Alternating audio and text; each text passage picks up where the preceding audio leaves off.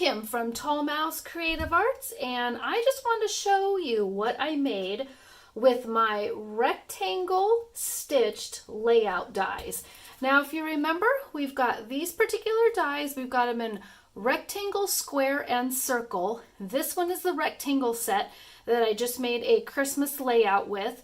It's a nested set of 5, and then I use 3 different sizes out of this to make this one of the 2-page layouts I'm going to do. I'm going to finish it off with a second page.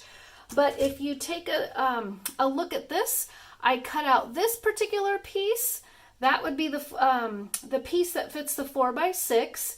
Then one of the 3.5 by 5 inch ready for a photo.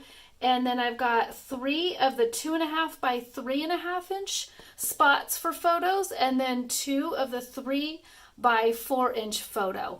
And then if you look close, you've got the stitched line. All of these match.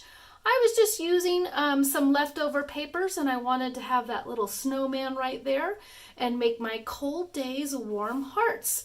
So you guys enjoy using your layout die, the stitched rectangle. Enjoy!